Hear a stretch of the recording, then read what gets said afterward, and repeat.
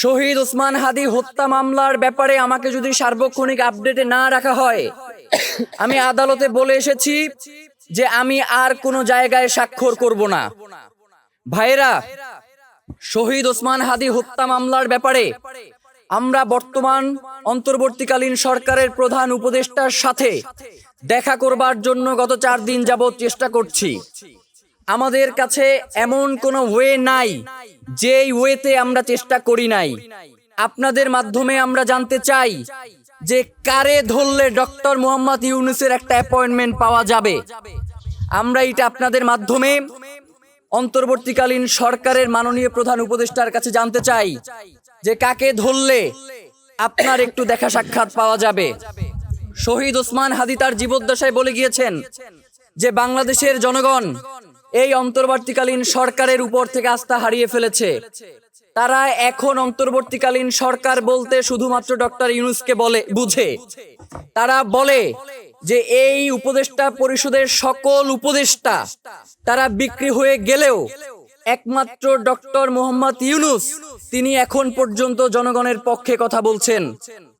তো সেই ডক্টর মোহাম্মদ ইউনূস যদি জনগণের সরকার হয়ে থাকেন, তাহলে গত 4 দিন ধরে আমরা বিভিন্নভাবে যোগাযোগ করেও কেন তার সাক্ষাৎটা পাচ্ছি না আমরা জানতে চাই। শহীদ ওসমান হাদি কি বাংলাদেশের আমার আপনার মতো সাধারণ নাগরিক ছিলেন, নাকি তিনি ঢাকা 8 আসনের মতো একটা গুরুত্বপূর্ণ আসনের তিনি এমপি পদপ্রার্থী ছিলেন? তিনি বাংলাদেশে জুলাই গণ অভ্যুত্থান পরবর্তী সময়ে শহীদ ওসমান হাদির থেকে বাংলাদেশের জন্য সবচেয়ে বলিষ্ঠ কণ্ঠস্বর কে ছিলেন আমরা আপনাদের মাধ্যমে জানতে চাই।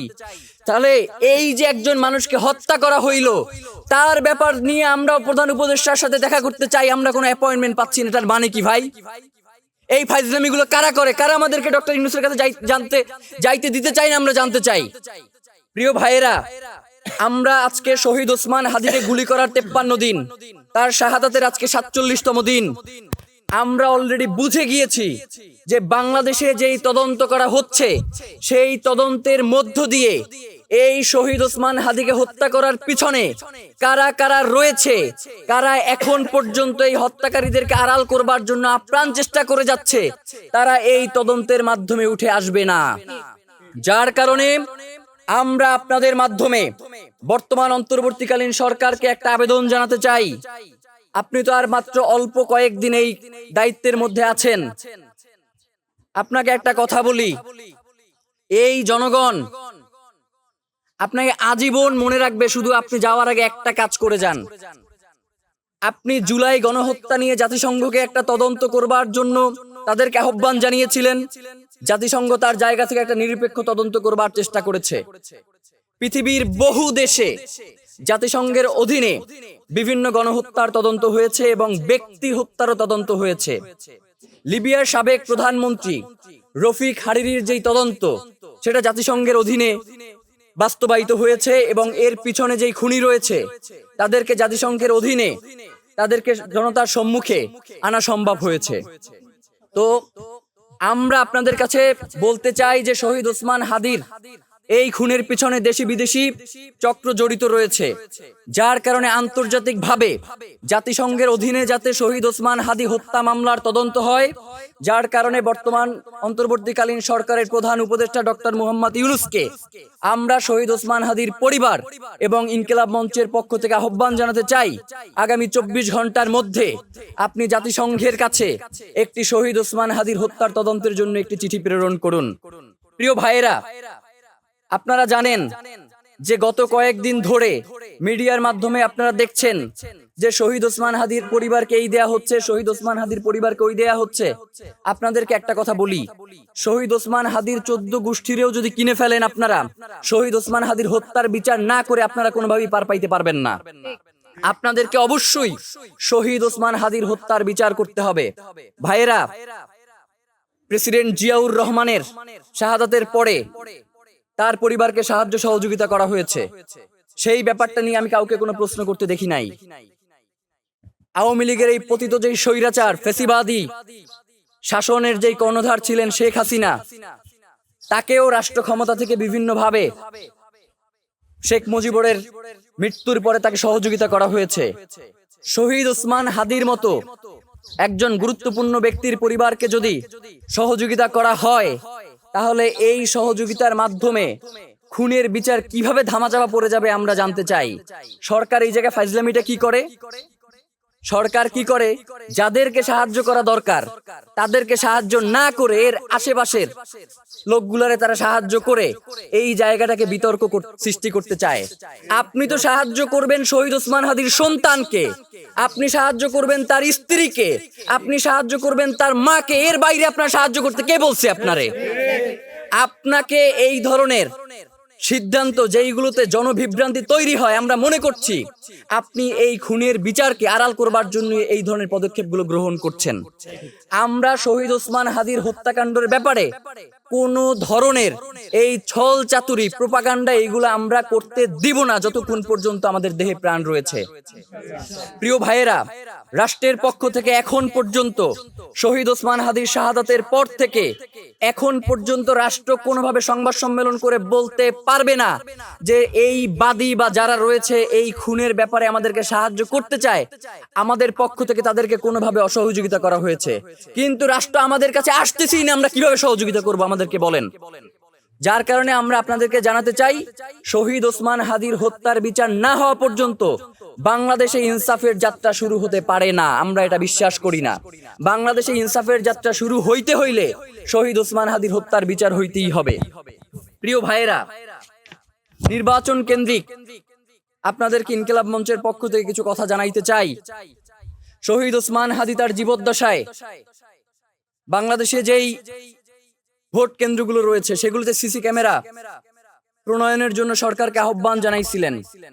বলেছিলেন সরকারের যদি খয়রাত লাগে আমরা ক্রাউড ফান্ডিং করে এই সিসি ক্যামেরার ব্যবস্থা করে দিব। বাংলাদেশে এই মুহূর্তে প্রায় ৪৫,০০০ ভোট কেন্দ্র রয়েছে যেগুলো ঝুঁকিপূর্ণ, যেখানে ভোট কারচুপির আশঙ্কা রয়েছে। সেখানে শুধুমাত্র সিসি ক্যামেরা বসালেই হবে না, সেখানে যে সকল পুলিশ সদস্য দায়িত্ব পালন করবেন, অন্যান্য সংস্থার যে সকল সদস্যরা দায়িত্ব পালন করবেন, তাদেরকে বডি ক্যামেরার আওতায় নিয়ে আসতে হবে। কারণ বিগত দিনগুলোতে আমরা দেখেছি এই ফেসিবাদী আমলে পুলিশ সহ অন্যান্য সংগঠনকেও আমরা ব্যালট বাক্সে ভোট দিতে দেখেছি, যার কারণে আমরা তাদের উপরেও পূর্ণাঙ্গ বিশ্বাস স্থাপন করতে পারছি না। যার কারণে আসন্ন ত্রয়োদশ জাতীয় সংসদ নির্বাচনে ঝুঁকিপূর্ণ ভোট কেন্দ্রগুলোর পাশাপাশি যে সকল বাহিনীর সদস্যরা দায়িত্ব পালন করবেন তাদেরকেও বডি ক্যামেরার আওতায় নিয়ে আসতে হবে। আমরা ইতিমধ্যেই দেখতে পাচ্ছি ভোট চাইতে গেলে বিভিন্ন প্রার্থীদেরকে হয়রানি করা হচ্ছে। তাদেরকে বলা হচ্ছে তোমার বয়স কত, তুমি এখনই ভোট চাইতে আসছো কেন? এই বেটা, বাংলাদেশের আইনে যদি আমারে ভোটে অংশগ্রহণ করতে যে নির্দিষ্ট সময়সীমা দেয়া আছে সেটা পারমিট করলে তুই কোন হারামজাদা আছে আমার জিজ্ঞেস করবার যে আমি কেন ভোট চাইতে আসছি? এই যে অবৈধ অর্থ এবং পেশি শক্তির যেই ব্যবহার ভোটের এই মাঠে হয়, সেইটাকে বন্ধ করবার জন্য বর্তমান সরকারে যারা দায়িত্বে রয়েছেন আপনাদেরকে অবশ্যই এটা নিশ্চিত করতে হবে। ইদানিং দেখতে পাচ্ছি যে ভোট বাক্সে রাজনৈতিক দলগুলো শয়তানি একবার চিন্তা করেন, মানে এদের দিকে তাকাইলে মনে হয় একটার থেকে আরেকটা বড় শয়তান। এরা আওয়ামী লীগ পুনর্বাসনের জন্য এদের আদর্শ থেকে শুরু করে সবকিছু জলাঞ্জলি দিচ্ছে। সুবর্ণচরে 5 সন্তানের যেই মাকে গণধর্ষণ করা হয়েছে, আমরা তাদেরকে দেখতে পাচ্ছি যে বিএনপির তাদেরকে প্রচারণায় যুক্ত করছে। আবার জামাতের প্রার্থীদেরকে দেখতে পাচ্ছি, জামাতের নেতা আব্দুল্লাহ মোহাম্মদ আবু তাহের, তার নির্বাচনী প্রচারণায় আমরা দেখতে পাচ্ছি যে আওয়ামী লীগের একজন লোক যার নাম হচ্ছে সালাউদ্দিন আহমেদ মজুমদার, তাকে আমরা দেখতে পাচ্ছি তার পক্ষে গিয়ে দোয়া চাইতেছে। এই ধরনের শয়তানি যারা করবে, সে জামাত হোক, সে বিএনপি হোক, সে আমার বাপ হোক, তার বিপক্ষে আমাদেরকে দাঁড়াইতে পারতে হবে। প্রিয় ভাইয়েরা, এই রাজনৈতিক দলগুলো আপনারে বলতেছে অমুক কার্ড দিবে, তমুক কার্ড দিবে, অমুক কাজ দিবে, তমুক কাজ দিবে, কিন্তু একবারের জন্য বলতেছে না যে ভারতীয় আধিপত্যের বিরুদ্ধে তাদের অবস্থান কি। একবারের জন্য তারা বলতেছে না বাংলাদেশের পররাষ্ট্র নীতি কি রকমের হবে। আগের সেই স্বামী স্ত্রীর পররাষ্ট্র নীতি হবে, নাকি একটি প্রতিবেশী রাষ্ট্রের সাথে যেই ধরনের পররাষ্ট্র নীতি অন্যান্য দেশ পালন করে সেই ধরনের প্রতিবেশী রাষ্ট্রের সাথেই আমরা পররাষ্ট্র নীতি বাস্তবায়ন করব। এবং প্রতিরক্ষা নীতির ব্যাপারে তাদের কোনো সুস্পষ্ট অবস্থান নাই। এই অবস্থান যারা নিশ্চিত করতে পারবে, আমরা জনগণকে তাদেরকে ভোট দেওয়ার জন্য উদ্বুদ্ধ করব। যারা এইখানে অস্পষ্ট থাকবে, যারা বিভিন্ন ছল চাতুরি নিয়ে এই নির্বাচনে ক্ষমতায় আসবার চেষ্টা করবে, ইনকিলাব মঞ্চের জায়গা থেকে আমরা আপ্রাণ প্রতিহত করবার চেষ্টা করব। প্রিয় ভাইয়েরা, শহীদ ওসমান হাদি ঢাকা ৮ আসনের অত্যন্ত গুরুত্বপূর্ণ একজন প্রার্থী ছিলেন। তাকে খুন করা হচ্ছে। ইসি বলছে এটি একটি বিচ্ছিন্ন ঘটনা, কিন্তু রাজনৈতিক দলগুলো এখন পর্যন্ত এর ব্যাপারে কোনো সুস্পষ্ট কোনো কথা আপনাদেরকে বলেছে যে এই ইসির অধীনে কিভাবে নির্বাচন সুষ্ঠুভাবে সম্পন্ন হবে, যে ইসি আমার নিরাপত্তাও তো নিশ্চিত করতে সমর্থ নয়। এই ব্যাপারে আপনাদেরকে কিছু বলেছে? বলে নাই। আমরা আপনাদেরকে বলি, এই নির্বাচনে যদি কোনো সুষ্ঠু নির্বাচন না হয়, আমরা জনগণ যদি সুষ্ঠুভাবে ভোট দিতে সমর্থ না হই, তাহলে এই নির্বাচনে যেই দলগুলো অংশগ্রহণ করছে তাদেরকে এর দায় নিতে হবে।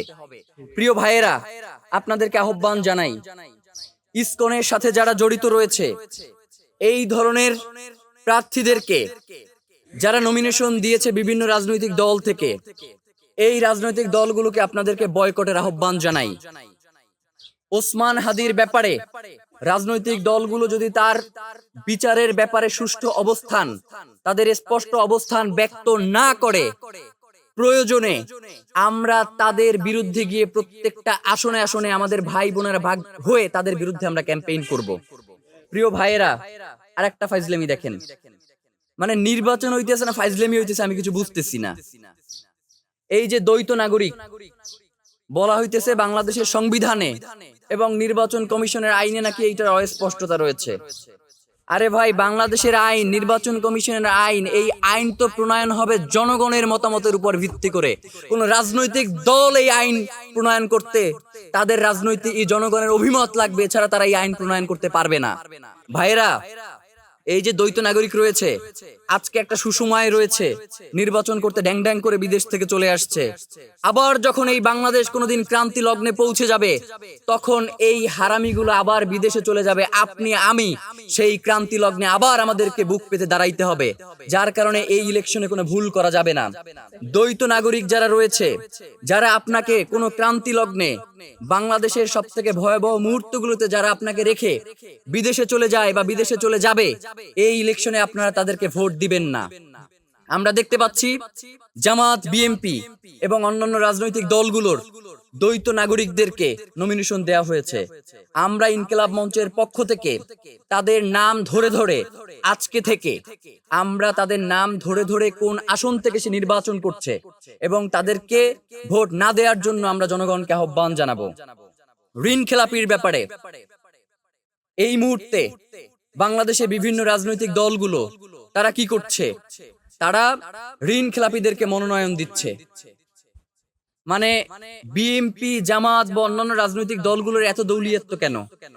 মানে তাদের কি নেতাকর্মীর এত অভাব পড়ছে যে যারা বাংলাদেশের ব্যাংকগুলো লুট করছে, যারা বাংলাদেশের শেয়ার বাজারকে ধ্বংস করে দিয়েছে, এই ধরনের লোকগুলোকে কেন নির্বাচনে নমিনেশন দিয়ে ক্ষমতায় নিয়ে আসতে হবে? আমরা এই রাজনৈতিক দলগুলোর কাছে জানতে চাই। ভাইরা, আমরা ইনকিলাব মঞ্চের পক্ষ থেকে অলরেডি একটা ডাটাবেস তৈরি করেছি যে কোন কোন দলের কোন কোন আসনের কোন কোন প্রার্থীর নামে ঋণ খেলাপির অভিযোগ এসেছে। আমরা আপনাদের মাধ্যমে সেই আসনের প্রার্থীগুলোর তালিকা একটু আপনাদের সামনে জানাতে চাই। আমরা আপনাদের সামনে জানাতে চাই, অবস্থান স্পষ্ট করার দায়িত্ব তাদের, আমাদের নয়। বিএনপির বগুড়া 1 আসন থেকে কাজী রফিকুল ইসলাম, বগুড়া 5 থেকে গোলাম মোহাম্মদ সিরাজ, টাঙ্গাইল 4 থেকে মোহাম্মদ লুৎফুর রহমান, ময়মনসিংহ 5 থেকে মোহাম্মদ জাকির হোসেন, গাজীপুর 4 থেকে শাহ রিয়াজুল হান্নান, মৌলভীবাজার 4 থেকে মোহাম্মদ মুজিবুর রহমান চৌধুরী, কুমিল্লা 7 থেকে রেদওয়ান আহমেদ, কুমিল্লা 9 থেকে মোহাম্মদ আবুল কালাম, চট্টগ্রাম 2 থেকে সারোয়ার আলমগীর, চট্টগ্রাম 4 থেকে মোহাম্মদ আসলাম চৌধুরী, চট্টগ্রাম 6 থেকে গিয়াসউদ্দিন কাদের চৌধুরী, চট্টগ্রাম 16 থেকে মিশকাতুল ইসলাম চৌধুরী, সিলেট 1 থেকে খন্দকার আব্দুল মুক্তাদির, জামাতের ঢাকা 2 থেকে আব্দুল হক স্বতন্ত্র, যশোর 5 থেকে মোহাম্মদ কামরুজ্জামান, ময়মনসিংহ 11 থেকে মোহাম্মদ মোর্শেদ আলম, ব্রাহ্মণবাড়িয়া 5 থেকে কাজী নাজমুল হোসেন, নোয়াখালী 2 থেকে কাজী মোহাম্মদ মফিজুর রহমান, সিলেট 3 থেকে মুস্তাকিম রাজা চৌধুরী, সিলেট 5 থেকে মামুনুর রশিদ, খুলনা 3 আসনের এস এম আরিফুর রহমান মিঠু, কিশোরগঞ্জ 3 থেকে AK আলমগীর, ঢাকা 1 থেকে সাবেক মন্ত্রী নাজমুল হুদার মেয়ে অন্তরা সেলিম হুদা, গোপালগঞ্জ 2 থেকে উৎপল বিশ্বাস, নাগরিক ঐক্য থেকে, বগুড়া 2 ও ঢাকা 18 আসনের থেকে মাহমুদুর রহমান মান্না, জাতীয় পার্টি থেকে SM Abdul Mannan, Manikganj 2, Bangladesh Republican party Narayanganj 4 থেকে মোহাম্মদ আলী। এটা হচ্ছে তথ্যসূত্রটা আমরা সংগ্রহ করেছি সমকাল থেকে। এখন আপনারা আসেন যে মিডিয়ার ব্যাপারগুলোতে। সমকাল থেকে যেহেতু তথ্যসূত্র দিছি, তার কারণ সমকাল দিয়েই শুরু করি। এই সমকাল কি করে? এই সমকাল সেই যে ফেসবুকে যে নিউজগুলো দেয় মাল্টিমিডিয়াতে, সে সেইখানে স্পষ্ট করে একটা কোনায় ধানের শীষে ভোট দেন। মানে কি ভাই? মানে নিরপেক্ষতার জায়গাটা কোন জায়গায় আপনারা একটু বলেন না। মানে এইটা তো বাংলাদেশের মানুষের জন্য, মানে আপনাদের জন্য এইটা লজ্জা যারা সাংবাদিকতা করতেছেন ভাই। মানে সমকাল সে ধানের শীষে ভোট চাইতেছে, এবং আমি এটা প্রথমে বিশ্বাস করি নাই। আমি আমার ছোট ভাই ফাহিম ইনকিলাব মঞ্চের তারা জিজ্ঞেস করছে, ভাই এটা ফেক আইডি কিনে একটু দেখো তো। পরেও ঢুইকা দেখতেছে যে এটা ফেক আইডি না, এটা 6.7 মিলিয়ন সমকালের অরিজিনাল পেজ। সেইখান থেকে সে ধানের শীষের পক্ষে ভোট চাইতেছে। আবার NTV, চ্যানেল আই, তারা ধানের শীষের পক্ষে ভোট চাইতেছে। মানে কি ভাই? মানে এই মিডিয়া, মানে এখন পর্যন্ত তো ক্ষমতায় যায় নাই কেউ। এখনই যদি মিডিয়ার উপরে এই ধরনের নিয়ন্ত্রণের চেষ্টা করা হয়, তাইলে ক্ষমতায় যাওয়ার পর তো মিডিয়া বলতেই বাংলাদেশে কিছু থাকবে না। মানে মিডিয়ারে আমরা কি বলি? গণমাধ্যম বলি না? এটা তো বিএনপি মাধ্যম হয়ে গেছে। আবার কিছু কিছু জায়গায় জামাত মাধ্যম হয়ে যেতেছে। মানে কি ভাই? মানে এই জায়গাগুলোতে, মানে বাংলাদেশের মিডিয়ার সব থেকে বড় বড় হাউসগুলোর সমস্যা কি জানেন ভাই? এই মিডিয়াগুলো আসলে বাংলাদেশের মানুষের মিডিয়া না, এইগুলো আসলে কোনো গণমাধ্যম না। এইগুলা কোনোটা হচ্ছে সিটি গ্রুপের, কোনোটা বসুন্ধরা গ্রুপের, কোনোটা অমুকের, অমুকের। এই মিডিয়াগুলো যখন যার পক্ষে দেওয়া দরকার তখন তার পক্ষে যায়।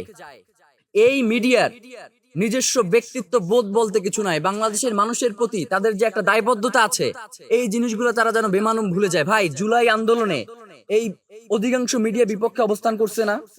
জুলাই গণঅভ্যুত্থানকে আটকাইতে পারছে? পারে নাই। মিডিয়া যদি আগামীকালকে বাংলাদেশে যতগুলো মেইনস্ট্রিম মিডিয়া আছে সবগুলো মিলেও যদি কোনো একটা রাজনৈতিক দলের পক্ষে তারা নির্বাচনে ভোট চায়, তাহলেও বাংলাদেশের জনগণ তাদেরকে রুখে দেবে। এইটা আপনাদেরকে বইলা দিলাম। যার কারণে এখনো বলি আপনাদের সুযোগ আছে, সময় আছে, শুধরান। একটা জিনিস শুধরাইছে। কি শুধরাইছে? সমকাল শুরুতে ওই যে একটা কোনায়, বাম পাশের কোনায় দিতে হচ্ছে ধানের শীষে ভোট দেন, আবার শেষেও একটা সুন্দর মিউজিক দিয়ে ধানের শীষে ভোট দেন, ব্যাপারটা ছিল। ওই শেষেরটা কাটছে আর কি, একটুখানি শুধরাইছে আর কি। তো এখন মিডিয়াগুলোর এই শুধরানোর ব্যবস্থা করতে হবে।